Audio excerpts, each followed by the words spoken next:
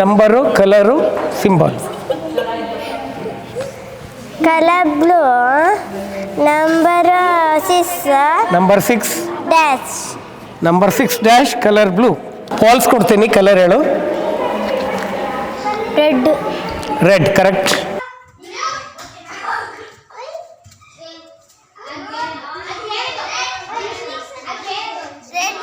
S, very nice ಪುಟ. ಏನೇ ಇಷ್ಟು ಚಂದ ಕಲರ್ ಸಿಲೆಕ್ಷನ್ ಕಡೆ ನಿಂದು.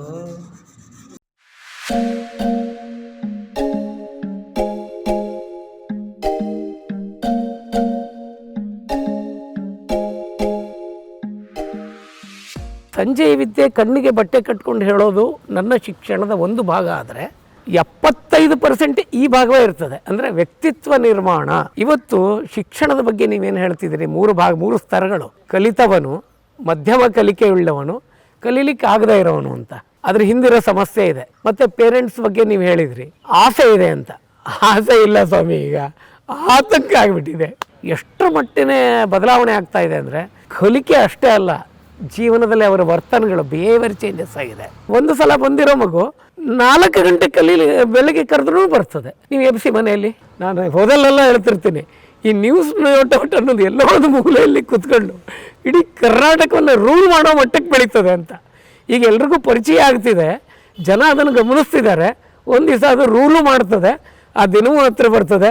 ಸ್ನೇಹಿತರೆ ನಮಸ್ಕಾರ. ವ್ಲಾಗ್ ವಿತ್ ಹೇಮಂತ್ ಸಂಪಾಜಿ ವಿಶೇಷ ಕಾರ್ಯಕ್ರಮಕ್ಕೆ ಪ್ರೀತಿಪೂರ್ವಕವಾದಂಥ ಸ್ವಾಗತ. ಕೆಲವು ದಿವಸಗಳ ಹಿಂದೆ ನಾವೊಂದು ವಿಡಿಯೋವನ್ನು ಮಾಡಿದ್ವಿ, ಸಂಜೆಯ ವಿದ್ಯೆಯ ವಿಡಿಯೋ. 3ನೇ ಕಣ್ಣು, 3rd ಐ ಅಂತ ನಾವು ಹೇಳ್ತೇವೆ.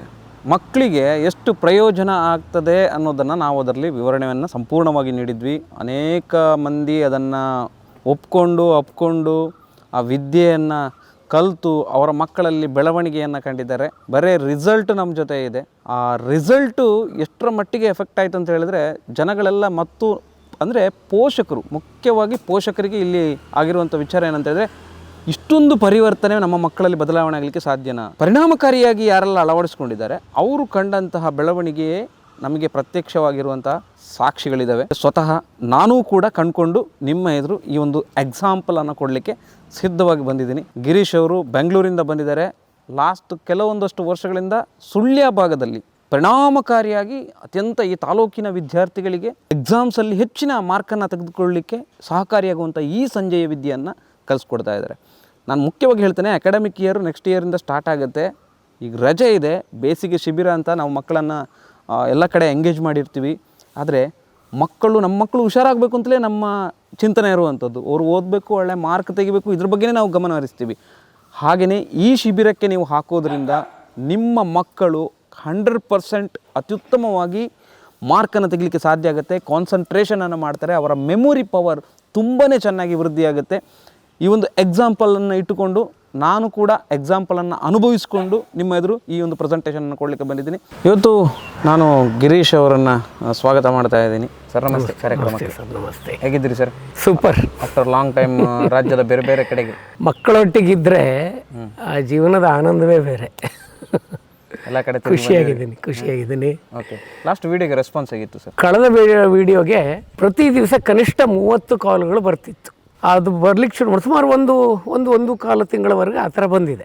ಬಂದಾಗ ನನಗೊಂದು ವಿಷಯ ಅರ್ಥ ಆದದ್ದು ಏನಂದರೆ, ಸಮಾಜದಲ್ಲಿ ನಾನು ಅಂದುಕೊಂಡಕ್ಕಿಂತ 100 ಪಟ್ಟು ಸಮಸ್ಯೆಗಳು ಜಾಸ್ತಿ ಇದೆ ಅಂತ. ಯಾಕಂದರೆ ನಾವು ಅದರಲ್ಲಿ ತುಂಬ ವಿಷಯಗಳನ್ನು ಮಾತಾಡಿದ್ವಿ ನಾವು. ಈಗ ವಿದ್ಯಾರ್ಥಿಗಳ ಒಂದು ವಿಚಾರಕ್ಕೆ ಬಂದಾಗ ಪ್ರತಿಯೊಬ್ಬರು ತಂದೆ ತಾಯಿಗೆ ಇರುವಂಥದ್ದು ಒಂದೇ ಒಂದು ಆಸೆ ಅಂತಂದರೆ, ಮಗ ಬುದ್ಧಿವಂತ ಆಗಬೇಕು, ಒಳ್ಳೆ ಮಾರ್ಕ್ ತೆಗಿಬೇಕು, ಶಿಸ್ತಿನ ಜೀವನವನ್ನು ನಡೆಸಬೇಕು ಅಂತೇಳಿ. ಈಗ ಓದುವ ಮಕ್ಕಳದೊಂದು ಕೆಟಗರಿ, ಮಧ್ಯಮವಾಗಿ ಓದುವವ್ರದ್ದೊಂದು ಕೆಟಗರಿ, ಓದದೇ ಲಾಸ್ಟಲ್ಲಿದ್ದಾರೆ ಅಂತ ಟೀಚರ್ಸಿಂದ ಬಯಸ್ಕೊಳ್ಳುವಂಥ ಅವ್ರದ್ದು ಮಕ್ಕಳದೊಂದು ಕೆಟಗರಿ ಆಗಿರ್ತದೆ. ಓದುವ ಕೆಟಗರಿಯವರು ಹೇಗೂ ಮುಂದಕ್ಕೆ ಬರ್ತಾ ಇರ್ತಾರೆ, ಅವ್ರಿಗೆ ಜಾಸ್ತಿ ಮಾರ್ಕ್, ಇನ್ನೂ ಸ್ಕೋರ್ ತೆಗಿಬೇಕು ಅನ್ನೋಂಥ ಆಸೆ. ಈ ಮಧ್ಯಮ ಕೆಟಗರಿ ಇರೋರು ನಾವು ಅವರ ಸ್ಥಾನಕ್ಕೆ ನಾಳೆ ಬರಬೇಕು ಅನ್ನುವಂಥ ಆಸೆ. ಈ ಲಾಸ್ಟ್ ಕೆಟಗರಿಲಿರುವ ಮಕ್ಕಳು ಅಟ್ಲೀಸ್ಟ್ ನಾವು ಈ ಏನು ಮಧ್ಯಮ ಕ್ರಮಾಂಕದಲ್ಲಿದ್ದಾರೆ ಅವರ ಕಡೆಗಾದರೂ ಬರಬೇಕು ಅನ್ನುವಂಥ ಆಸೆ. ಹಾಗಾದರೆ ವಿದ್ಯಾರ್ಥಿಗಳು ಯಾವ ಥರ ಬೆಳವಣಿಗೆಯನ್ನು ಎಲ್ಲ ವಿದ್ಯಾರ್ಥಿಗಳು ಕಂಡುಕೊಳ್ಬೋದು ಈ ಸಂಜೆಯ ವಿದ್ಯೆಯಿಂದ ಅಂತ ಹೇಳ್ತೀರಾ? ಮೊದಲನೇದಾಗಿ ನಾನು ವಿದ್ಯೆ ಅಂತ ನೀವು ಪದವನ್ನು ಬಳಸಿದ್ರಿಂದ ನಾನು ಹೇಳ್ತಿದ್ದೀನಿ. ನಂದು ಕೂಡ ಒಂದು ವಿದ್ಯೆ, ಸಂಜೆಯ ವಿದ್ಯೆ ಅಂತಲೇ ನಾವು ಹೇಳೋದು. ವಿದ್ಯೆಗೂ ಶಿಕ್ಷಣಕ್ಕೂ ತುಂಬ ವ್ಯತ್ಯಾಸ ಇದೆ. ಈ ಶಿಕ್ಷಣ ಅಂತ ಬಂದಾಗ ಪ್ರತಿಯೊಬ್ಬ ವ್ಯಕ್ತಿಗೂ ಒಂದು ಮೂಲವಾದ ಅವನದೇ ಆದಂಥ ಒಂದು ಸ್ವಭಾವ, ಇರ್ತದದು. ಅದೇನು ಅಂತ ಹುಡ್ಕೊಳ್ಬೇಕು, ಅದರ ಮೂಲಕವೇ ಅವನು ಎಲ್ಲವನ್ನು ಪಡಿತಾ ಹೋಗಬೇಕು. ಆಗ ಅವನಿಗೆ ಅದು ಸಕ್ಸಸ್ ಕಾಣ್ತದೆ. 3 ಆಯಾಮಗಳು ಮುಖ್ಯ ಇದೆ. ಒಂದು ಅವನ ಸ್ವಂತಿಕೆ ಯಾವುದರಲ್ಲಿದೆ ಅನ್ನುವಂಥದ್ದು, ಎರಡನೆಯದು ಬೌದ್ಧಿಕ ಮಟ್ಟ ಇಂಟೆಲಿಜೆನ್ಸ್ ಅನ್ನುವಂಥದ್ದು, ಮೂರನೇದು ಸ್ಕಿಲ್ಸ್ ಕೌಶಲ್ಯಗಳು ಏನಿದೆ ಅಂತೇಳಿ. ಈ ಮೂರನ್ನು ಸಮರ್ಥವಾಗಿ ಸಮಾನವಾಗಿ ಬಳಸಿಕೊಂಡಾಗ ಅವ ಯಾವುದೇ ವಿದ್ಯೆಯನ್ನು ಕಲೀಲಿ, ವಿದ್ಯೆಯಿಂದ ಪಡ್ಕೊಳ್ಬೇಕಾದ ಲಾಭಗಳೇನಿದೆ ಇಡೀ ಜೀವನ ಪರ್ಯಂತದಲ್ಲಿ ಅಲ್ಲಿ ಅವನು ಯಶಸ್ವಿ ಕಾಣ್ತಾನೆ. ಇಡೀ ಜೀವನದಲ್ಲಿ ಯಶಸ್ಸು ಕಾಣಿಸ್ಲಿಕ್ಕೆ ಏನೇನು ಸಾಮರ್ಥ್ಯಗಳು ಬರಬೇಕು ಅದೆಲ್ಲವನ್ನು ಪಡ್ಕೊಂಡಾಗ ಅದು ಶಿಕ್ಷಣ. ಬರೀ ಯಾವುದೋ ಒಂದು ಕೆಲಸ ಮಾಡಿದಾಗ ಅದರಿಂದ ಪಡೆಯುವಂಥ ಲಾಭ ಉಂಟಲ್ಲ, ಅದನ್ನು ನಾವು ಸೀಮಿತವಾಗಿ ವಿದ್ಯೆ ಅಂತ ಕರಿತೀವಿ. ಇಲ್ಲಿ ನಾವು ಸಂಜೆಯ ವಿದ್ಯೆಯನ್ನೇ ಹೇಳ್ಕೊಡ್ತಾ ಹೊರಟರು ಕೂಡ ಈ ಸಂಜೆಯ ವಿದ್ಯೆ ಅನ್ನೋದು ನಮ್ಮ ಇಡೀ ನನ್ನ 10 ದಿನ ರಜಾ ದಿನಗಳಲ್ಲಿ 15 ದಿನ ಬೇರೆ ದಿನಗಳಲ್ಲಿ ನನ್ನ ಶಿಬಿರದ ಪರಿಕಲ್ಪನೆಯಲ್ಲಿ ಒಂದು ಭಾಗ ಮಾತ್ರ ವಿದ್ಯೆ ಅನ್ನೋದು, ಸಂಜೆಯ ವಿದ್ಯೆ ಅನ್ನೋದು. ನಾನು ಫೋಕಸ್ ಮಾಡುವಂಥದ್ದು ಮಗುವಿನ ಮನಸ್ಸಿನ ಮಟ್ಟದಲ್ಲಿ, ಅಂದರೆ ಮೂಲಭೂತವಾಗಿ ಸುಪ್ತ ಮನಸ್ಸಿನ ರಚನೆ ಆದಾಗ, ಅದು ಮಗುವಾಗಿದ್ದಾಗ, ಅದು ಹುಟ್ಟುವಾಗಲೇ ಒಂದು ಏನೋ ಒಂದನ್ನು ಪಡೆದುಕೊಂಡು ಹುಟ್ಟಿದೆ. ಅದು ಏನದು ಅಂತ ಹುಡುಕುವಂಥ ಮೊದಲನೇ ಪ್ರಯತ್ನ. ಯಾಕಂದರೆ ಅದನ್ನ ಇಟ್ಕೊಂಡು ಹೋದರೆ ಅವನಿಗೆ ಸಕ್ಸಸ್ ಸುಲಭ, ಇಲ್ಲದಿದ್ದರೆ ಸುಲಭ ಆಗೋದಿಲ್ಲ ಅವನಿಗೆ. ಅದು ಮತ್ತು ಸ್ಕಿಲ್ ಏನಿದೆ ಮಗುವಿನಲ್ಲಿ ಅಂತ, ಮತ್ತು ಬುದ್ಧಿಮತ್ತೆ ಹೇಗಿದೆ ಅನ್ನುವಂಥದ್ದು. ಈ 3 ಅಂಶಗಳನ್ನು ಅಳತೆಯಲ್ಲಿ ಇಟ್ಕೊಂಡು ನಾವು ಏನನ್ನಾದರೂ ಕೊಟ್ಟಾಗ ಆ ಮಗು ಯಾವುದೇ ಕ್ಷೇತ್ರದಲ್ಲಿ ಕಾಲಿಟ್ಟರು ಯಾವ ವಿದ್ಯೆ ಪಡ್ಕೊಂಡು ಅದರಲ್ಲಿ ಸಕ್ಸಸ್ ಆಗುತ್ತೆ. ಹೀಗಾಗಿ ಸಂಜೆಯ ವಿದ್ಯೆ ಕಣ್ಣಿಗೆ ಬಟ್ಟೆ ಕಟ್ಕೊಂಡು ಹೇಳೋದು ನನ್ನ ಶಿಕ್ಷಣದ ಒಂದು ಭಾಗ ಆದರೆ 75% ಈ ಭಾಗವೇ ಇರ್ತದೆ, ಅಂದರೆ ವ್ಯಕ್ತಿತ್ವ ನಿರ್ಮಾಣ. ಇವತ್ತು ಶಿಕ್ಷಣದ ಬಗ್ಗೆ ನೀವೇನು ಹೇಳ್ತಿದ್ದೀರಿ, 3 ಸ್ತರಗಳು: ಕಲಿತವನು, ಮಧ್ಯಮ ಕಲಿಕೆಯುಳ್ಳವನು, ಕಲೀಲಿಕ್ಕೆ ಆಗದೇ ಇರೋವನು ಅಂತ. ಅದ್ರ ಹಿಂದಿರೋ ಸಮಸ್ಯೆ ಇದೆ. ಮತ್ತು ಪೇರೆಂಟ್ಸ್ ಬಗ್ಗೆ ನೀವು ಹೇಳಿದ್ರಿ, ಆಸೆ ಇದೆ ಅಂತ. ಆಸೆ ಇಲ್ಲ ಸ್ವಾಮಿ, ಈಗ ಆತಂಕ ಆಗಿಬಿಟ್ಟಿದೆ. ಆತಂಕಕ್ಕೆ ತಿರುಗಿ ಆಗಿ ಹೋಗಿದೆ ಅದು. ಯಾಕಂದರೆ ಇರೋದು 1-2 ಮಕ್ಕಳು, ಇವರು ಭವಿಷ್ಯ ಪೂರ್ತಿ ಅದರ ಮೇಲೆ ನಿರ್ಧಾರ. ಇವರೆಲ್ಲ ಮಾಡ್ತಿರೋದು ಅವನಿಗೋಸ್ಕರವೇ. ಅವನ ಭವಿಷ್ಯ ಅವನ ಕಾಲ ಮೇಲೆ ಕಟ್ಕೊಳ್ಳಿಕ್ಕಾಗಲಿಲ್ಲ ಅಂತಂದರೆ ಇವ್ರ ಭವಿಷ್ಯವೂ ಹೋಯ್ತು, ಅವನ ಭವಿಷ್ಯವೂ ಹೋಯ್ತು. ಹೀಗಾಗಿ ಪೇರೆಂಟ್ಸ್ಗೆ ಆಸೆಗಳನ್ನು ಇಟ್ಕೊಂಡು ಕೂತಿಲ್ಲ.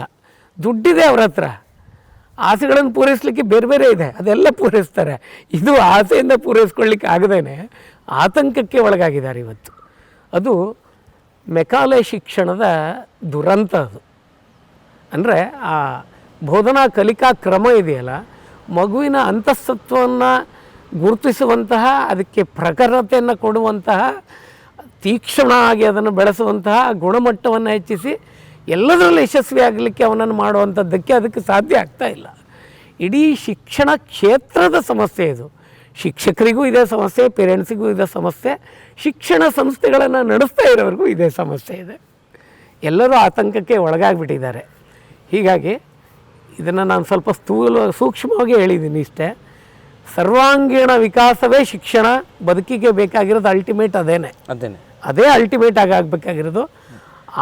ಇಲ್ಲಿ ಏನಾಗ್ತದೆ, ಆ ಕೆಲಸ ನಡೆದಾಗ ಮಕ್ಕಳಲ್ಲಿ ಬದಲಾವಣೆ ಕಾಣಿಸ್ಲಿಕ್ಕೆ ಶುರುವಾಗ್ತದೆ. 15 ದಿವಸದ ವಾತಾವರಣದಲ್ಲಿ ಅಲ್ಲಿ ಏನಾಗ್ತದೆ, ಮೊದಲು ನಾವೇನು ಮಾಡ್ತೀವಿ, ಮನೋಭೂಮಿಕೆಯನ್ನು ರೆಡಿ ಮಾಡ್ತೀವಿ. ಒಂದು ಬೀಜ ಬಿತ್ತಿದಾಗ ಬೀಜ ಎಷ್ಟೇ ಫಲವತ್ತಾಗಿರಲಿ, ಆ ಮಣ್ಣಿನ ಫಲವತ್ತತೆ ಇಲ್ಲ ಅಂದರೆ, ಮಣ್ಣು ಆ ಗುಣವನ್ನು ಪಡ್ಕೊಳ್ಳಿಲ್ಲ ಅಂದರೆ, ಆ ಬೀಜವನ್ನು ಬಿತ್ತಿದ್ದನ್ನು ಹೆಮ್ಮರವಾಗಿ ಮಾಡಲಿಕ್ಕೆ ಬೇಕಾದ ಎಲ್ಲ ಸಾಮರ್ಥ್ಯಗಳನ್ನು ಮಣ್ಣು ಪಡ್ಕೊಳ್ಳದೇ ಇದ್ದರೆ ಬೀಜ ಹೆಂಗಿದ್ರೇನು, ಸಮಸ್ಯೆ ಇರುವುದಿಲ್ಲ.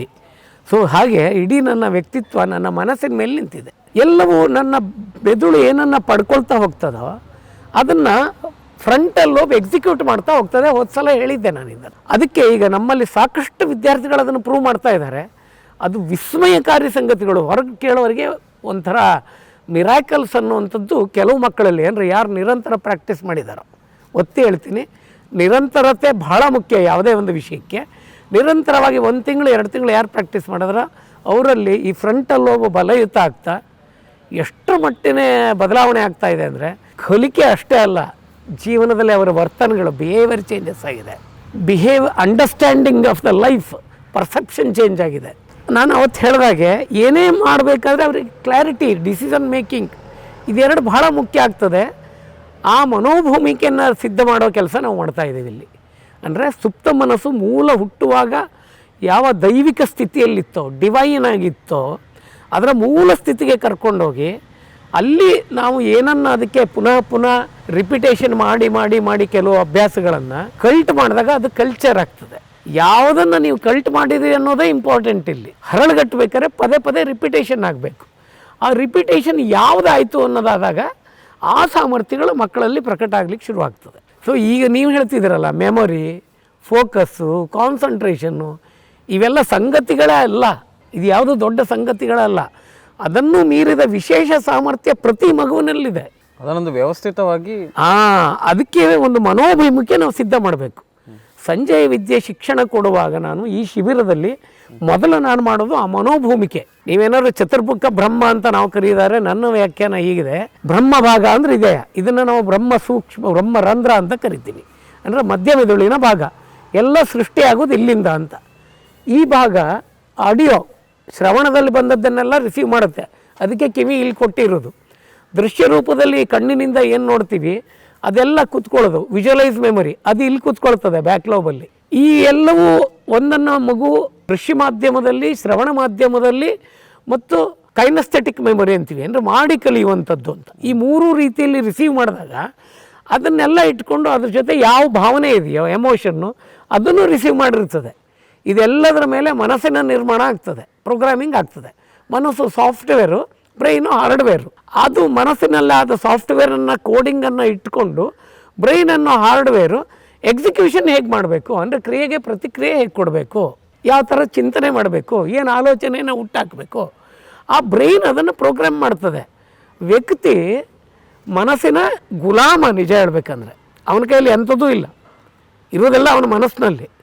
ಆ ಮನಸ್ಸನ್ನು ಸರಿ ಮಾಡೋ ಕೆಲಸ ಆದರೆ ಉಳಿದದ್ದೆಲ್ಲ ಸರಿ ಆಗ್ತದೆ. ಸೊ ಹಾಗಾಗಿ ನಾವು ಈಗ ಮೊದಲನೇ ಹಂತದಲ್ಲಿ ಮನೋಭೂಮಿಕೆಯನ್ನು ಸಿದ್ಧ ಮಾಡೋ ಕೆಲಸ ಮಾಡ್ತಿದ್ದೀವಿ. ಈಗ 2 ತಿಂಗಳು ಕಂಪ್ಲೇಂಟ್ಗಳದ್ದು ಕೇಳಿದ ಮೇಲೆ ನನಗೆ ಅರ್ಥ ಆಗಿದ್ದು ಇನ್ನೊಂದು ವಿಷಯ ಏನು ಅಂದರೆ, ವಯೋಮಾನಕ್ಕೆ ಅನುಗುಣವಾಗಿ ನಾವು ಸಪ್ರೇಟಾಗಿ ತರಬೇತಿ ಕೊಡಬೇಕು ಮುಂದಿನ ಹಂತದಲ್ಲಿ ಅನ್ನೋದು ಇನ್ನೊಂದು ವಿಷಯ ಇದೆ. ಅದನ್ನು ಹೇಳೋಕ್ಕೆ ಮುಂಚೆ ನಿಮ್ಮದು ಬೇರೆ ಏನಾದ್ರು ಪ್ರಶ್ನೆಗಳಿದ್ರೆ ಕೇಳಿ. ಈಗ ಎಲ್ಲ ಕಡೆ ಶಾಲೆಗಳಲ್ಲಿ ಹೋದ ಪೇರೆಂಟ್ಸಿಗೆ ಒಂದೇ ಕಂಪ್ಲೇಂಟ್ ಬರೋದು, ನಿಮ್ಮ ಮಗು ಓದೋದಿಲ್ಲ, ನಿಮ್ಮ ಮಗು ಬರೆಯುವುದರ ಕಡೆ ಗಮನ ವಹಿಸೋದಿಲ್ಲ. ಮಕ್ಕಳ ಬಗ್ಗೆ ಆಗ ಮಕ್ಕಳಲ್ಲಿ ಯಾವ ಥರದ ಚಿಂತನೆಗಳು ಓಡ್ತಾ ಇರಬಹುದು, ಮತ್ತು ಅವರು ನಾವು ಏನೂ ಪ್ರಯೋಜನಕ್ಕೆ ಬರೋದಿಲ್ಲ ಏನೋ ಅನ್ನುವಂಥ ಒಂದು ಸಿಚುವೇಶನ್ ಇವತ್ತು ಸೃಷ್ಟಿ ಆಗ್ತಾ ಇದೆ. ಅಂದರೆ ನೀವೆಲ್ಲೋ ಒಂದು ಕಡೆ ಅವನಿಗೆ ಬರೋದಿಲ್ಲ ಅಂತ ಹೇಳಿದ ತಕ್ಷಣ ಅವನೇನೋ ನಾನು ಪ್ರಯೋಜನ ಇಲ್ಲ ಅಂತ ಅಂದ್ಕೊಬಿಡ್ತಾನೆ ಇವತ್ತು ಡೈರೆಕ್ಟಾಗಿ. ಮಗು ಆ ಥರನೇ ಅಂದ್ಕೊಳ್ಳೋದು, ಇದೆಲ್ಲ ಭವಿಷ್ಯಕ್ಕೆ ಮಾರಕ ಆಗುತ್ತೆ. ಇದರಿಂದ ಈ ಸಂಜಯ ವಿದ್ಯೆಯಿಂದ ಪರಿಹಾರ ಕಂಡುಕೊಳ್ಳಲಿಕ್ಕೆ ಸಾಧ್ಯ ಇದೆಯಾ ಅಂತ? ಖಂಡಿತ ಇದೆ. ನಾವು ಅದಕ್ಕಾಗಿಯೇ ಈ ಶಿಕ್ಷಣ ಕೊಟ್ಟಾದ ಮೇಲೆ 14 ದಿನ 10 ದಿನ ನಾವೇನು ಮಕ್ಕಳ ಮೇಲೆ ಪ್ರಯೋಗ ಮಾಡಿದ್ವಿ, ಗ್ರೂಪ್ ಕೌನ್ಸಿಲಿಂಗ್ ಸೆಷನ್ಸ್ ಏನು ಮಾಡಿದ್ವಿ, ಪ್ರತಿ ಮಗುವನ್ನು ಅಬ್ಸರ್ವೇಷನ್ ಮಾಡಿ ಅದರೊಳಗಿರೋ ಬ್ರೈನ್ ಟ್ರಾಮಾಗಳು ಏನಿದೆ ಅನ್ನೋದನ್ನು ಗುರುತಿಸ್ಕೊಂಡಿರ್ತೀವಿ. ಅದನ್ನು ಗ್ರೂಪ್ ಕೌನ್ಸಿಲಿಂಗು, ಇಂಡಿವಿಜುವಲ್ ಕೌನ್ಸಿಲಿಂಗ್ ಮೂಲಕ ಸಾಲ್ವ್ ಮಾಡಿರ್ತೀವಿ. ನೀವು ಹೇಳಿದ್ದು ಎಲ್ಲವೂ ನಡೆದಿರ್ತದೆ ಆ ಮಗುವಿನ ಜೀವನದಲ್ಲಿ. ಶಾಲೆಯಲ್ಲಿ ನಡೆದಿರ್ಬೋದು, ಶಿಕ್ಷಕರಿಂದ ನಡೆದಿರ್ಬೋದು, ಪೇರೆಂಟ್ಸ್ಗಳ ರಿಯಾಕ್ಷನ್ನಿಂದ ನಡೆದಿರ್ಬೋದು. ಯಾಕಂದರೆ ಇದೆಲ್ಲದೂ ರಿಸೀವ್ ಆಗೋದು ಮನಸ್ಸಿಗೇನೆ. ಆ ಮನಸ್ಸು ಪಾಸ್ಟ್ ಇವೆಂಟ್ಗಳು ಮಕ್ಕಳ ಮೇಲೆ ಪರಿಣಾಮ ಬಿದ್ದು 100% ಆಗಿರ್ತದೆ. ಅದನ್ನೆಲ್ಲ ನಾವು ತೆಗೆದುಹಾಕಿದ ಮೇಲೆ ಮುಂದೆ ಆ ಮಗುವನ್ನು ಹೇಗೆ ನೋಡಬೇಕು, ಹೇಗೆ ತಯಾರು ಮಾಡಬೇಕು, ಅದರ ಸಾಮರ್ಥ್ಯ ಯಾವುದರಲ್ಲಿದೆ, ಇದನ್ನು ಅರಿವು ಪಡ್ಕೊಳ್ಳೇಬೇಕಾಗ್ತದೆ. ಅದಕ್ಕಾಗಿ ನಾವು ಪೇರೆಂಟ್ಸ್ಗಳಿಗಾಗಿ 2 ತಾಸು ವರ್ಕ್ಶಾಪ್ ಕರೆಯೋದೇ ಅದಕ್ಕೆ. ನಾವು ನಿಮ್ಮ ಮಗುವಿನ ಸಾಮರ್ಥ್ಯ ಈ ರೀತಿ ಇದೆ ಅಂತ ಅವ್ರಿಗೆ ತಿಳಿಸ್ಕೊಡ್ತೀವಿ. ಆವಾಗ ಏನಪ್ಪ ಅಂತಂದರೆ 3 ರೀತಿಯ ಕಲಿಕಾ ಸಾಮರ್ಥ್ಯಗಳಿದೆ. ಒಬ್ಬನಿಗೆ ವಿಜುವಲೈಸ್ ಮಾಡಿ, ಅಂದರೆ ದೃಶ್ಯ ರೂಪದಲ್ಲಿ ಎಲ್ಲವನ್ನ ಕೇಳಿದ್ದನ್ನು ದೃಶ್ಯ ರೂಪಕ್ಕೆ ಕನೆಕ್ಟ್ ಮಾಡಿಕೊಂಡು ಹಾಗೇ ಕಲಿಯುವುದು ಅವನ ಸಾಮರ್ಥ್ಯ. ಇನ್ನೊಂದು ಮಗು ಬರೀ ಶ್ರವಣ, ಆಡಿಯೋ ಮೆಮೊರಿಯಿಂದನೇ ಕೇಳಿಸ್ಕೊಂಡು ಡೆವಲಪ್ ಮಾಡ್ಕೊಳ್ಳೋದು ಒಂದು ಮಗುವಿನ ಸಾಮರ್ಥ್ಯ. ಇನ್ನೊಂದು ಮಗುವ ಆಡಿಯೋ ವಿಡಿಯೋ ಎರಡನ್ನೂ ಜೋಡಿಸ್ಕೊಂಡು ಕಲಿಕಾ ಹೋಗ್ತದೆ, ಅದು ಒಂದು ರೀತಿಯ ಸಾಮರ್ಥ್ಯ. ಇನ್ನೊಂದು ಮಾಡಿ ಕಲಿತ ಮೇಲೆ ತಿಳ್ಕೊಳ್ಳೋದು, ಅದಕ್ಕಂತೂ ಶಾಲೆಯಲ್ಲಿ ಅವಕಾಶವೇ ಇಲ್ಲ. ಪ್ರಯೋಗಾತ್ಮಕ ಕಲಿಕೆ ಎಲ್ಲಿದೆ? ನೋಡಿ ಕಲೀಲಿಕ್ಕೆ ಎಲ್ಲಿ ಸಾಧ್ಯ ಇದೆ ಹೇಳಿ? ಅದಕ್ಕೆ ಅವಕಾಶವೇ ಇಲ್ಲ. ಸೊ ಈ 3 ರೀತಿ ಕಲಿಕಾ ವಿಧಾನಗಳಿರೋದ್ರಿಂದ ಆ ಮಗುವಿನ ಸಾಮರ್ಥ್ಯ ಯಾವುದರಲ್ಲಿದೆ ಆ ರೀತಿಯ ಕಲಿಕೆ ಮೆಥಡಲ್ಲಿ ಹೋದರೆ ಅದು ಮಗು ಕ್ಲಿಕ್ ಆಗ್ತದೆ. ಅದನ್ನು ಹುಡ್ಕೊಳ್ಳಿಕ್ಕೆ ನಮಗೆ ಸಾಧ್ಯ ಇಲ್ಲ. ನಾವೆಲ್ಲವನ್ನು ಬರೆದ್ರೆ ಮೆಮೊರಿ ಇಂಪ್ರೂವ್ ಆಗ್ತದೆ. ಹೇಗೆ ಸಾಧ್ಯ ಇಲ್ಲ. ಬರೆದದ್ದೇನು? ಅಕ್ಷರಗಳನ್ನು, ವಾಕ್ಯಗಳನ್ನು, ಪದಗಳನ್ನು ಅಲ್ಲಿಂದ ಎತ್ಕೊಳ್ತು, ಆ ನೋಟ್ಬುಕ್ಕಿಂದ ಈ ನೋಟಿಗೆ ಬರೀತು. ಇದರಿಂದ ಮೆಮೊರಿ ಹೆಂಗೆ ಇಂಪ್ರೂವ್ ಆಗ್ತದೆ ಅಂತ ಯಾರು ಒಬ್ಬರು ಹೇಳ್ಬೇಕು ನನಗೆ, ಶಿಕ್ಷಣ ಕ್ಷೇತ್ರದಲ್ಲಿರೋರು. ಆಗಿದ್ದಿದ್ರೆ ಎಲ್ಲ ಮಕ್ಕಳಲ್ಲಿ 5 ಸಲ 10 ಸಲ ಬರೆದ ಮೇಲೆ ಮೆಮೊರಿ ಬರಬೇಕಿತ್ತಲ್ಲ, ಯಾಕೆ ಬರ್ತಿಲ್ಲ? ಯಾರೂ ಕೂಡ ಈ ಡೈಮೆನ್ಷನಲ್ಲಿ ಯೋಚನೆ ಮಾಡ್ತಾ ಇಲ್ಲ. ಕಲಿಕಾ ಬೋಧನಾ ಕ್ರಮ ಫೇಲ್ಯೂರ್ ಆಗ್ತಿರೋದು ಇಲ್ಲಿ. ಆ ಮಗುವಿನ ಕಲಿಕೆಯ ಸಾಮರ್ಥ್ಯ ಯಾವುದಿದೆ ಅದಕ್ಕೆ ತಕ್ಕ ಪೂರಕವಾಗಿ ನಾವು ಅದರ ಮೂಲಕ, ಮಾಧ್ಯಮದ ಮೂಲಕ, ನಾವು ಚಟುವಟಿಕೆ ಮೂಲಕ ಬೇರೆ ಬೇರೆ ವಿಧಾನಗಳನ್ನು, ಮೆಥಡ್ಗಳನ್ನು ಅನುಸರಿಸಿ ಮಾಡಿದರೆ ಕಲಿಕೆ ಸುಲಭ. ಆದರೆ ಶಾಲಾ ವಾತಾವರಣ, ಅಲ್ಲಿ ಲಿಮಿಟೇಷನ್ನು, ಆ ಸಿಲೆಬಸ್ ಕವರ್ ಮಾಡಬೇಕು ಅನ್ನೋ ತರಾತುರಿ, ಇವು ಯಾವುವು ಮಕ್ಕಳಿಗೆ ಪೂರಕವಾಗಿ ಕೆಲಸ ಮಾಡ್ತಾ ಇಲ್ಲ. ಹೀಗಾಗಿ ಶಿಕ್ಷಣ ಸಂಸ್ಥೆಗಳು, ಶಿಕ್ಷಕರು, ಪೇರೆಂಟ್ಸು 3 ಜನ ಚಾಲೆಂಜ್ಗಳನ್ನು ಫೇಸ್ ಮಾಡ್ತಾ ಇದ್ದೀವಿ. ಇಲ್ಲಿ ನಾನು ಅದನ್ನು ಕೊಟ್ಟಾಗ ಮಕ್ಕಳಿಗೆ, ಪೇರೆಂಟ್ಸಿಗೆ ಅರ್ಥ ಮಾಡ್ತೀನಿ, ನಿಮ್ಮ ಮಗುವಿನ ಕಲಿಕೆ ಈ ರೀತಿಯಲ್ಲಿದೆ, ಅದಕ್ಕೆ ಈ ಕ್ರಮ ಅನುಸರಿಸಿ. ಇದನ್ನು ಟೀಚರ್ಸ್ಗೂ ಹೇಳಿ ಸಾಧ್ಯ ಆದಷ್ಟು. ಒಂದಿಷ್ಟು ಪ್ರಯತ್ನಗಳು ಎಲ್ಲರೂ ಮಾಡಲಿಕ್ಕೆ ಶುರು ಮಾಡಿದರೆ ಅದು ಇಗ್ನೈಟ್ ಆಗ್ತದೆ, ಅಲ್ಲಿಂದ ಸುಲಭ ಆಗ್ತದೆ ಅಂತ. ಸರ್, ಇತ್ತೀಚಿನ ದಿವಸಗಳಲ್ಲಿ ಮೊಬೈಲ್ ಗೀಳು ಮಕ್ಕಳನ್ನು ಸಿಕ್ಕಾಪಟ್ಟೆ ಆವರಿಸ್ಕೊಳ್ತಾ ಇದೆ. ಮಕ್ಕಳು ರಜಾ ದಿವಸಗಳಲ್ಲಿ ಅಪ್ಪ ಅಮ್ಮ ಏನೋ ಟ್ರೈ ಮಾಡ್ತಾ ಇರ್ತಾರೆ ಬೇಸಿಗೆ ಶಿಬಿರಕ್ಕೆ ಹಾಕಬೇಕು ಅಂತ. ಈ ಅಪ್ಪ ಅಮ್ಮನ ಬ್ಯುಸಿಯಲ್ಲೇ ಆಗೋದಿಲ್ಲ, ಮಕ್ಕಳು ಮೊಬೈಲಲ್ಲೇ ಇರ್ತಾರೆ. ಇತ್ತೀಚಿನ ವೈದ್ಯರ ಒಂದು ವರದಿಯ ಪ್ರಕಾರ ಮೊಬೈಲ್ ಯೂಸ್ ಮಾಡುವ ಮಕ್ಕಳಲ್ಲಿ ಮಾರಕ ಕಾಯಿಲೆಗಳು, ಕ್ಯಾನ್ಸರ್ನಂಥ ಕಾಯಿಲೆಗಳು ಹೆಚ್ಚಾಗ್ತಾ ಇದೆ ಅನ್ನುವಂಥದ್ದು ವೈದ್ಯರೇ ಹೇಳಿದ್ದಾರೆ. ಇಂತಹ ಸನ್ನಿವೇಶದಲ್ಲಿ ಮಕ್ಕಳಿಗೆ ಈ ಸಂಜೆಯ ವಿದ್ಯೆಯಿಂದ ಇಂಥೆಲ್ಲ ನೆಗೆಟಿವ್ಗಳನ್ನು ಹೊಡೆದಾಕಲಿಕ್ಕೆ ಎಷ್ಟು ಅವಕಾಶಗಳಿದ್ದಾವೆ? ಮೊದಲನೇದಾಗಿ ನಾವು ಮಕ್ಕಳಿಗೆ ಇಲ್ಲಿ ಪುಸ್ತಕನೇ ಕೊಡೋದಿಲ್ಲ, ಎಲ್ಲವನ್ನು ಮಸ್ತಕಕ್ಕೆ ಹಾಕ್ಕೊಳ್ಳೋಕ್ಕೆ ಚಟುವಟಿಕೆಗಳ ಮೂಲಕ ಕೆಲಸ ಮಾಡ್ತೀವಿ ನಾವು. ಮಗು ಒಂದು ಚಟುವಟಿಕೆ ಒಳಗಿದ್ದಾಗ ಇನ್ವಾಲ್ವ್ಮೆಂಟ್ ಸ್ಟಾರ್ಟ್ ಆಗ್ತದೆ. ಅದು ಶಾಲಾ ಕಲಿಕೆಯಲ್ಲಿ ಆ ಇನ್ವಾಲ್ವ್ಮೆಂಟ್ ಬರ್ತಿಲ್ಲ. ಮಗು ಇನ್ವಾಲ್ವ್ ಆದರೆ ಆಸಕ್ತಿಯಿಂದ ಪ್ರಶ್ನೆಯಿಂದ ಮತ್ತೆ ಆಸಕ್ತಿ, ಇದರಿಂದ ಅರ್ಥ ಮಾಡ್ಕೊಳ್ಳೋದು. ಅರ್ಥ ಮಾಡ್ಕೊಂಡ ಮೇಲೆ ಮುಂದೆ ಬರುವಂಥದ್ದು ಅದು ಪುನರ್ಮನನ, ಪ್ರಾಕ್ಟೀಸ್ ಆಗಬೇಕು. ಅಂದರೆ ರೀಕಾಲಿಂಗ್ ಅಂತ, ಮೆಮೊರಿ ಔಟ್ಕಮ್ನಿಂದ ಅದನ್ನು ಪುನಃ ಹೊರಗೆ ಹಾಕಿ ಅದನ್ನು ರಿಪಿಟೇಷನ್ ಮಾಡಿ ಪರ್ಫೆಕ್ಟ್ ಮಾಡ್ಕೋಬೇಕು. ನಂತರ ಅದಕ್ಕೆ ಪ್ರೆಸೆಂಟೇಷನ್ ಮಾಡಲಿಕ್ಕೆ ಬರಬೇಕು. ಈ 3 ಸ್ಕಿಲ್ಲಲ್ಲಿ ಮಗುವಿನ ಸ್ಕಿಲ್ ಯಾವುದು ಅಂತಲೇ ಗೊತ್ತಾಗ್ತಾ ಇಲ್ವಲ್ಲ, ಎಲ್ಲಿ ವೀಕ್ ಆಗ್ತಿದೆ ಅಂತ ಗೊತ್ತಿಲ್ಲ. ಅದನ್ನು ಮಾತ್ರ ಕರೆಕ್ಟ್ ಮಾಡಿದರೆ ಸಾಕು. ನಾವಿಲ್ಲಿ ಪ್ರಯೋಗಗಳ ಮೂಲಕ ಅದನ್ನು ಮಾಡ್ತೀವಿ. ಈಗ ನಾವು ಇನ್ನೊಂದು ವಿಡಿಯೋದಲ್ಲಿ ತೋರಿಸ್ತಾ ಇದ್ದೀವಿ, ವಿದ್ಯಾರ್ಥಿಗಳು ಕಣ್ಮುಚ್ಚಿ ಆಟ ಆಡೋದು ಎಷ್ಟು ಚೆನ್ನಾಗಿ ಒಂದು ಎಂಜಾಯ್ ಮಾಡ್ತಾ ಇದ್ದಾರೆ ಮಕ್ಕಳು. ಎಲ್ಲ ಆ ಒಂದು ಶಿಕ್ಷಣವನ್ನು ಎಷ್ಟು ಖುಷಿಯಿಂದ ಅನುಭವಿಸ್ತಾ ಇದ್ದಾರೆ. ಅಂದರೆ ಖುಷಿಯಿಂದ ಅವರು ಮೆಮೊರಿಯನ್ನು ಬಿಲ್ಡ್ ಮಾಡ್ತಾ ಇದ್ದಾರೆ. ಕಣ್ಣಿಗೆ ಬಟ್ಟೆ ಕಟ್ಟಿಕೊಂಡು ಇದು ಮಾಡ್ತಾ ಇದ್ದಾರೆ, ಕಲರ್ಸನ್ನು ಕಂಡು ಹಿಡಿತಾ ಇದ್ದಾರೆ, ಕೆಲವರು ಡ್ರಾಯಿಂಗ್ ಮಾಡ್ತಾ ಇದ್ದಾರೆ. ಇದೆಲ್ಲ ಹೇಗೆ ಡೆವಲಪ್ ಆಗುತ್ತೆ ಸರ್? ನೀವು ಈಗ ನೇರವಾಗಿ ಸಂಜೆ ವಿದ್ಯೆ ಬಗ್ಗೆ ಪ್ರಶ್ನೆಯನ್ನು ಕೇಳ್ತಿರೋದ್ರಿಂದ ಹೇಳ್ತೀನಿ. ಪಿನಿಯಲ್ ಗ್ಲ್ಯಾಂಡ್ ಅಂಥೇಳಿ ಒಂದು ಗ್ಲ್ಯಾಂಡ್ ಇದೆ, ಅದು ಕೆಲವು ಹಾರ್ಮೋನ್ಗಳನ್ನು ರಿಲೀಸ್ ಮಾಡುತ್ತೆ.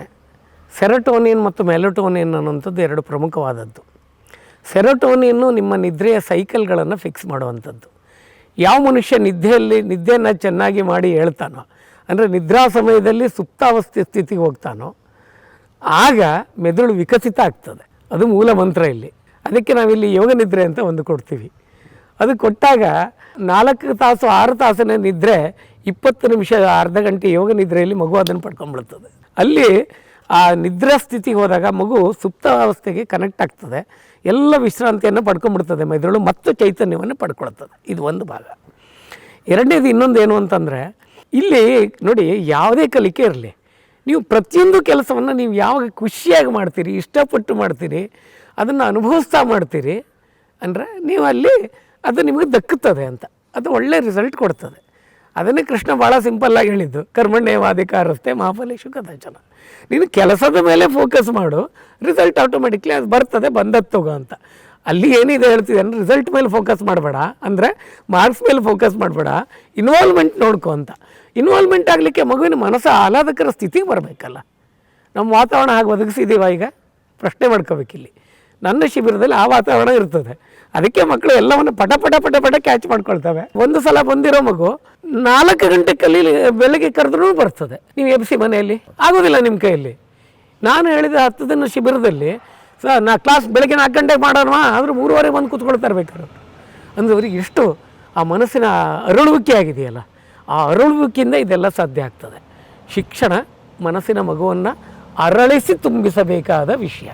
ಈ ಸತ್ಯಗಳನ್ನು ನಾವು ತಿಳ್ಕೋಬೇಕು. ಆ ಕೆಲಸ ಇಲ್ಲಾಗಿರ್ತದೆ. ಇದನ್ನೆಲ್ಲ ಅರ್ಥ ಮಾಡಿಸ್ಲಿಕ್ಕೆ ನಾವು ಪೇರೆಂಟ್ಸನ್ನು ಕರೆಯೋದು. ಕೊನೆಗೆ ತುಂಬ ಥರದ ತ್ರಾಟಕಗಳಿದೆ. ಅದರಲ್ಲಿ ದೀಪತ್ರಾಟಕ ಒಂದು. ದೀಪತ್ರಾಟಕ ಮೇಲ್ ನೋಡೋರಿಗೆ ಅನ್ನಿಸ್ತದೆ ಅಂದರೆ ಧಾರಣಕ್ರಿಯೆ ಅಂತ ಅಷ್ಟಾಂಗ ಯೋಗದಲ್ಲಿ ಬರುವಂಥದ್ದು. ಒಂದೇ ವಿಷಯದ ಮೇಲೆ ಫೋಕಸ್ ಮಾಡೋದು ಅಂತ. ಆ ದೀಪವನ್ನು ಫೋಕಸ್ ಮಾಡ್ತಾ ಇದ್ದಾಗ ಒಂದೇ ವಿಷಯದಲ್ಲಿ, ಅಂದರೆ ಮನಸ್ಸಿನಲ್ಲಿ ಹುಟ್ಟುವ 100 ಆಲೋಚನೆಗಳ ವೇಗ, ಆ ಸಂಖ್ಯೆ ಕಡಿಮೆ ಆಗ್ತಾ ಬರ್ತದೆ. ಒಂದೇ ವಿಷಯದ ಮೇಲೆ ಫೋಕಸ್ ಆಗ್ತದೆ. ಈ ಪ್ರಾಕ್ಟೀಸು ಬ್ರೈನಿಗೆ ಟ್ರೈನಿಂಗ್ ಆಗ್ತದೆ ಇಲ್ಲಿ. ಇದು ಒಂದು ಭಾಗ. ಆದರೆ ಅದು ಒಂದೇ ಅಲ್ಲ, ಇದರಿಂದ ಇನ್ನೊಂದು ಸೂಕ್ಷ್ಮ ಇದೆ, ಅದು ಅದ್ಭುತವಾದ ಅನುಭವ. ನನಗೀಗ ಮಕ್ಕಳು ಅದನ್ನು ಪ್ರೂವ್ ಮಾಡ್ತಾ ಇದ್ದಾರೆ. ಯಾರು ನಿರಂತರ 2-3 ತಿಂಗಳ ಅಭ್ಯಾಸ ಮಾಡಿದ್ದಾರೆ, ಕೊನೆಗೆ ಒಂದು ಕ್ಷಣವರೆಗೆ ದೀಪ ಕಾಣೋದೇ ನಿಂತೋಗ್ಬಿಡ್ತದೆ. ನಿಮ್ಮ ಮಗನಿಗೆ ಇನ್ನೂ ಅನುಭವ ಬಂದಿಲ್ಲ, ಅದು ನಿರಂತರ ಪ್ರಾಕ್ಟೀಸ್ ಮಾಡಿದ ಮೇಲೆ ಬರ್ತದೆ. ಅದು ದೀಪವೇ ಕಾಣೋದಿಲ್ಲ ಅಂದರೆ ಅರ್ಥ ಏನು? ಇಲ್ಲಿ ಸಬ್ಕಾನ್ಷಿಯಸ್ ಲೆವೆಲಲ್ಲಿ ಅವ್ರ ಇಮೇಜ್ಗಳೆಲ್ಲ ಖಾಲಿ ಆಯಿತು ಅಂತ. ಈಗ ಯೋಚನೆ ಮಾಡಿ ನೀವು, ಸಬ್ಕಾನ್ಷಿಯಸ್ಸಲ್ಲಿ ಇಲ್ಲಿವರೆಗೂ ಏನೇನು ರಾಂಗ್ ಪ್ಯಾಟ್ರನ್ ಫೀಡಿಂಗ್ ಆಗಿಲ್ಲ ಮಗುವಿಗೆ. ನಾನು ಆಡಿದ ಮಾತಿಂದ, ನೀವು ಆಡಿದ ಮಾತಿಂದ, ಅದು ನೋಡಿದ ಸನ್ನಿವೇಶದಿಂದ, ಒಂದು ಘಟನೆಯಿಂದ, ಒಂದು ಸಂದರ್ಭದಿಂದ, ಇಂಥದ್ದು ಎಷ್ಟಿಲ್ಲ ನೆಗೆಟಿವ್ಸು. ಅದಕ್ಕೆ ಇದು ಸಹಾಯ ಮಾಡ್ತದೆ. ಸುಪ್ತ ಮನಸ್ಸು ಸಬ್ಕಾನ್ಷಿಯಸ್ ಲೆವೆಲ್ಲು ಪ್ಯೂರ್ ಫಾರ್ಮಿಗೆ ಬಂದುಬಿಡ್ತದೆ, ಶುದ್ಧ ಸ್ಥಿತಿಗೆ. ಇದು ದೀಪತ್ರಾಟಕದ ಮೂಲಭೂತ ಶಕ್ತಿ. ಇದು ಮಕ್ಕಳಲ್ಲ, ನೀವು ಮಾಡಿ 48 ದಿನ, ಪ್ರತಿ ದಿವಸ 15 ನಿಮಿಷ ದೀಪತ್ರಾಟಕ 48 ದಿನ ಮಾಡಿ ನೋಡಿ.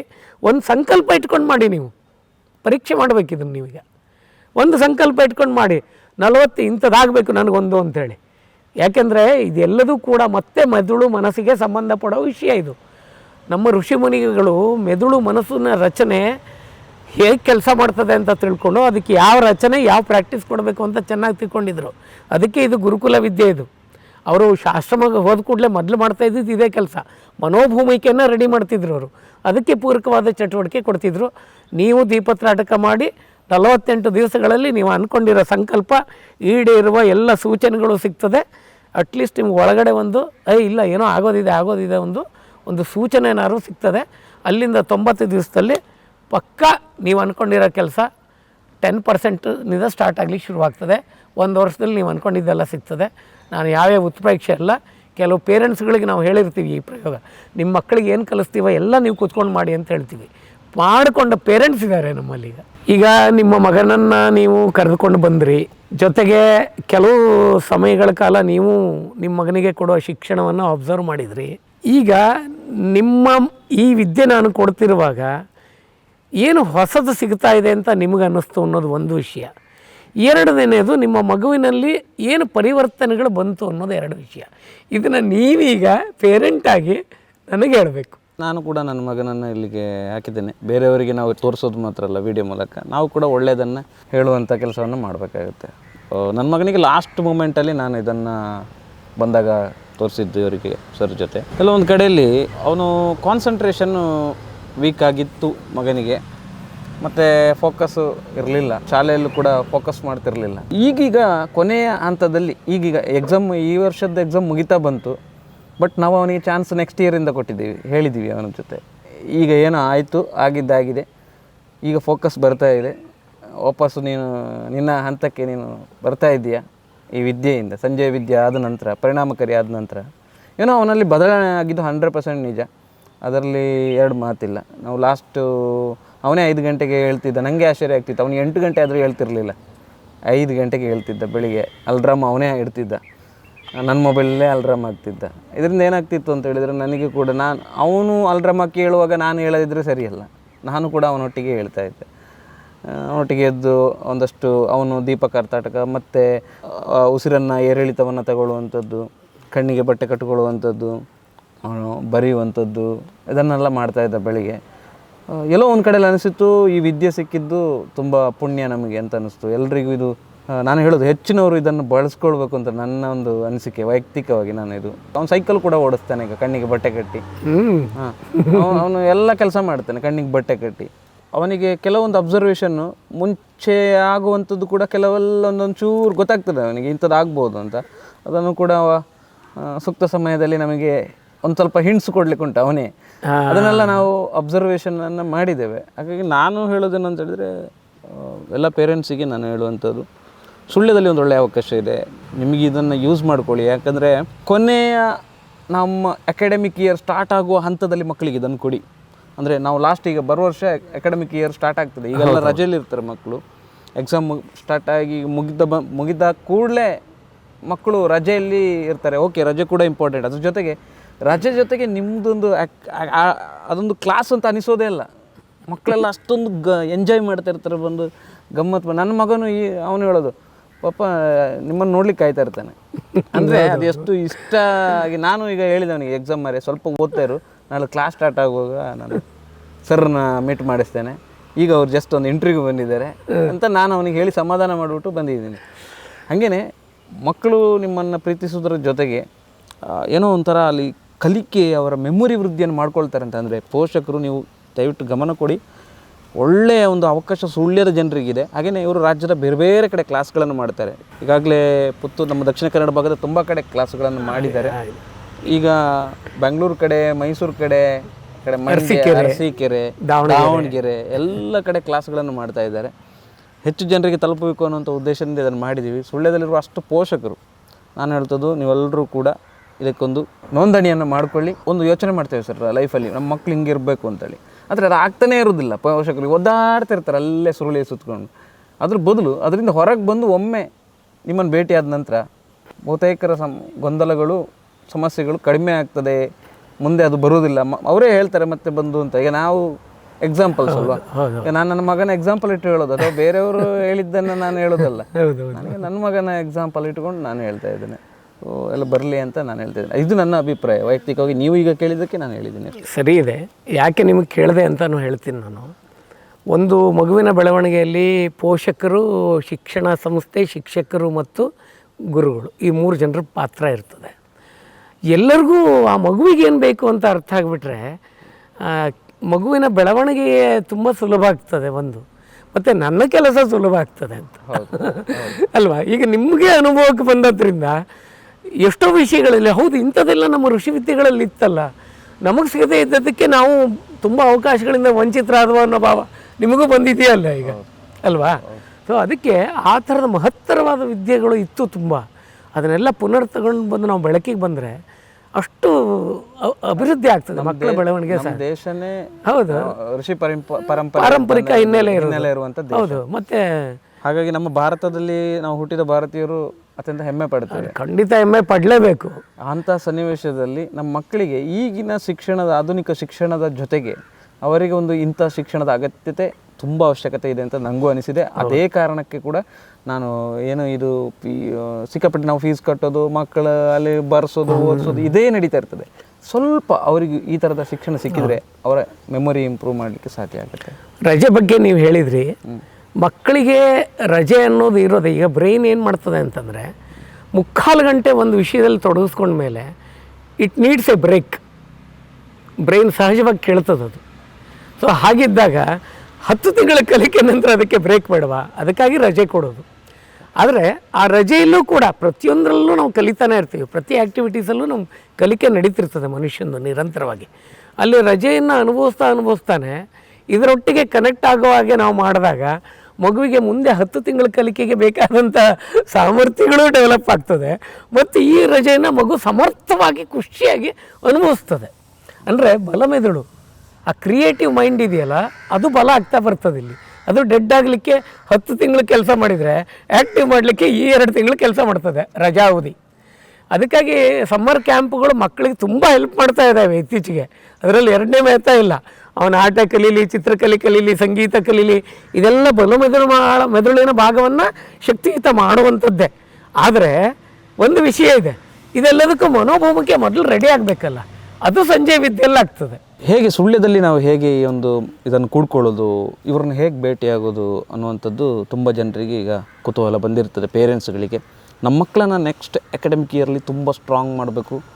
ಅವರು ಈ ವರ್ಷ ಏನೇ ಅವರಿಂದ ಕಳಪೆ ಸಾಧನೆ ಅಂತ ನಾವು ಕಂಡುಕೊಂಡಿದ್ದರೂ ಕೂಡ ಅದು ಮುಂದಿನ ವರ್ಷದಿಂದ ಕಳಪೆ ಅಲ್ಲ, ಬೆಸ್ಟ್ ಸಾಧನೆ ಅಂತೇಳಿ ಮಕ್ಕಳಿಂದ ನಾವು ಟೀಚರ್ಸಿಂದ ಕೂಡ ನಾವು ರಿಯಾಕ್ಷನ್ ಮತ್ತೆ ತಗೊಳ್ಬೇಕು ಅಂತ ನಿಮಗೆ ಏನಾದರೂ ಮನಸ್ಸಿದ್ರೆ, ನಿಮ್ಮ ಮಕ್ಕಳನ್ನು ನಿಮಗೆ ಹಾಕಬೇಕು ಅಂತ ನಿಮಗೇನಾದರೂ ಅನಿಸಿದರೆ ಖಂಡಿತವಾಗಿಯೂ ಕೂಡ ಗಿರೀಶ್ ಸರ್ ಅವರು ರೆಡಿ ಇದ್ದಾರೆ. ನಾನು ನನ್ನ ಮಗುವನ್ನು ಕಳಿಸ್ತೀನಿ, ನೀವು ನಿಮ್ಮ ಮಕ್ಕಳನ್ನು ಕಳಿಸಿ. ಹೆಚ್ಚು ಈ ಒಂದು ನಂಬರ್ ಏನಿದೆ ಅಲ್ಲಿ ಕಾಣ್ತಾ ಇದೆ ಡಿಸ್ಪ್ಲೇಯಲ್ಲಿ, ಆ ನಂಬರಿಗೆ ಕರೆ ಮಾಡಿ ನಿಮ್ಮ ಹೆಸರನ್ನು, ನಿಮ್ಮ ಊರನ್ನು ನೋಂದಾಯಿಸಿ ಒಂದು ಸಣ್ಣ ಶುಲ್ಕವನ್ನು ಅಡ್ವಾನ್ಸ್ ಆಗಿ ಇದು ಮಾಡೋದಿರುತ್ತೆ.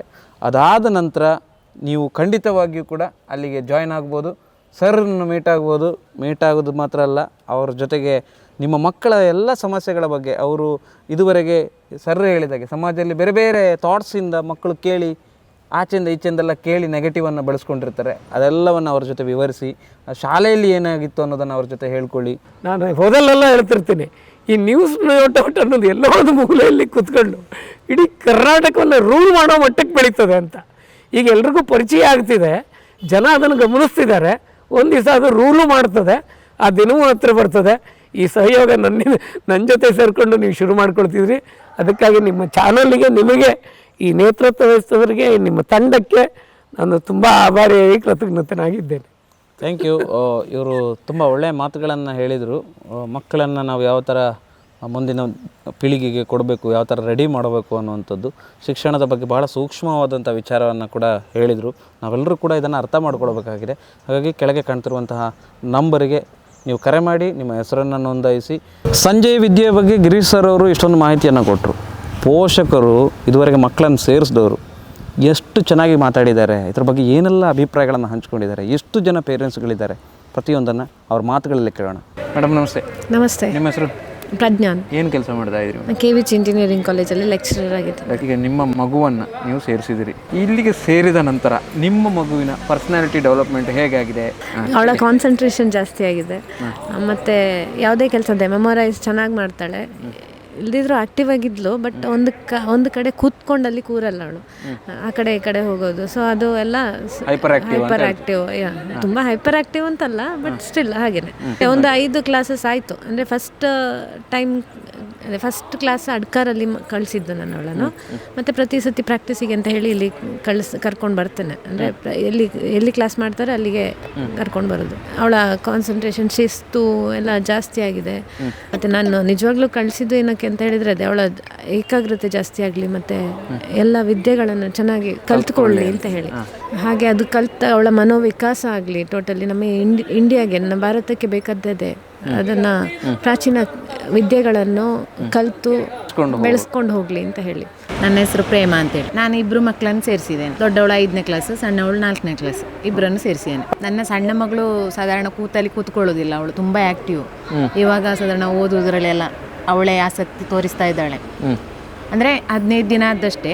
ಅಂದರೆ ಎಕ್ಸಾಮಿಗೆಲ್ಲ ಒಳ್ಳೇದು ಮಾಡಿದ್ದಾಳೆ. ಈ ಸಲ FA4ಗೆ ಒಳ್ಳೆಯದಾಗಿ ಎಕ್ಸಾಮ್ ಬರೆದಿದ್ದಾಳೆ, ಒಳ್ಳೆಯದಾಗಿ ಸ್ಕೋರ್ ಮಾಡಿದ್ದಾಳೆ. ಸ್ವಲ್ಪ ಕಾನ್ಸಂಟ್ರೇಷನ್ ಎಲ್ಲ ಇಂಪ್ರೂವ್ ಆಗಿದೆ ಅವಳು.